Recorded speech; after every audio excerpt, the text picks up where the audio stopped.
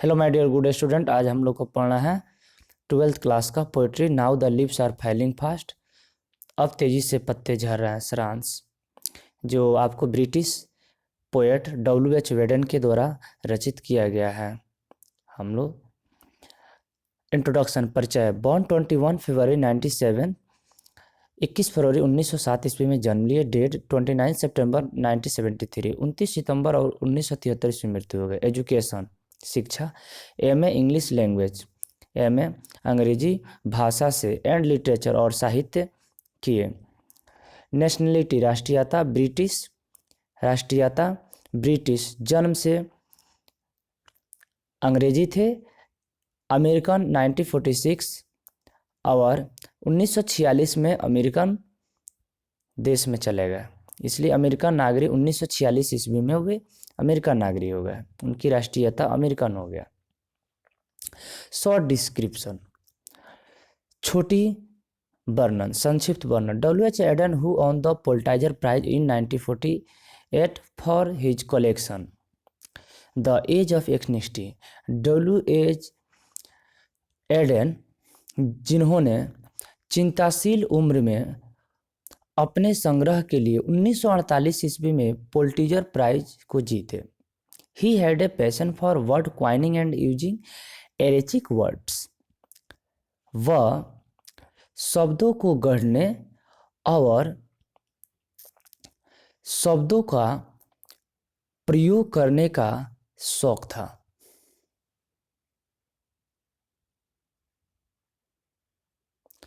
He had passion for word coining and using archaic words. उन्हें शब्दों को गढ़ने और पुराने शब्दों का प्रयोग करने का शौक था। समरी, सारांश। Now the leaves are falling fast is one of the finest lyric poem. अब पत्ते तेजी से झड़ रहे हैं, शानदार लय कविताओं में से एक है। That is composed by the modern poet W.H. Auden, जो आधुनिक कवि W.H. एडन के द्वारा रचित किया गया है। The title of this poem suggests us about the death of human being like the falling fast of leaves. इस कविता का शीर्षक हम लोगों को सलाह देते हैं about the death human being like the falling fast of life. मानव जीवन की मृत्यु झड़ते हुए पत्ते की तरह होता है। The title of this poem suggested us about the death of human being like the falling fast of leaves.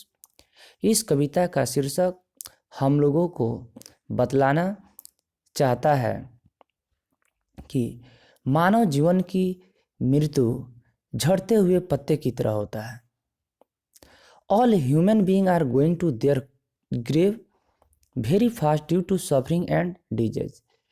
सभी मानव प्राणी रोग और दुख के कारणों से तीव्र गति से अपने कब्र की ओर जा रहे हैं। In this poem the poet try to express frustration and in this poem, इस कविता में the poet try to expose the frustration and crisis in modern life. इस कविता में आधुनिक जीवन में संकट और हताशों को उजागर करने का प्रयास करता है। In this poem the poet try to express the frustration and crisis in the modern life. इस कविता में कवि आधुनिक जीवन में संकट और हताश को उजागर करने का प्रयास एवं कोशिश करते हैं। The poet says that all fake love to know another. कवि कहते हैं कि सभी एक दूसरे से नकली प्रेम करते हैं। The messenger of death is present to exchange the real delight of peoples. मृत्यु का दूत लोगों के वास्तविक आनंद को छीनने के लिए तैयार है।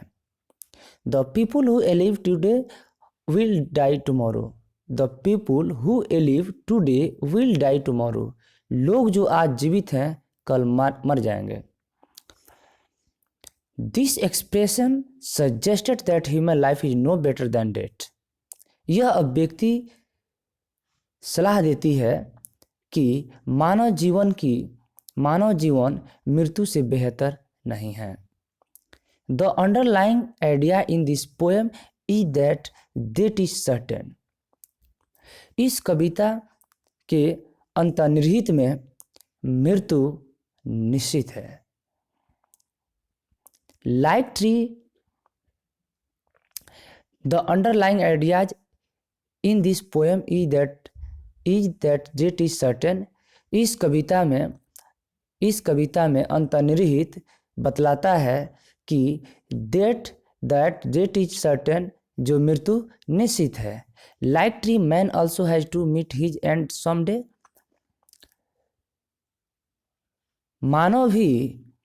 मनुष्य भी पेड़ की तरह किसी न किसी दिन एक दिन अपने अंत को सामना करना पड़ता है। Thanks. Hello my dear good student, ये चैप्टर बहुत ही इम्पोर्टेंट है। इसमें जो ये ब्रिटिश इंग्लिश WH एडन है, इन्होंने बताया है कि मानव का जो जीवन है ये आपको किसी पेड़ से झड़ते हुए पत्ते की तरह है। और उन्होंने ये बतला रहे हैं कि मानव जो जन्म लिया है उसको आज जो जीवित है उसे कल मरना निश्चित है। और पोएट भी कहते हैं कि यहाँ जो भी है एक दूसरे से फेक लव करते हैं। और कवि ये भी कहते हैं कि सभी मानव प्राणी जो है अपने दुख और संकटों से जूझते हुए अपने कब्र की ओर जा रहे हैं। और कवि ये भी बतलाते हैं कि मृत्यु का दूत जो है लोगों का वास्तविक आनंदों को छीनने के लिए यहाँ मौजूद है।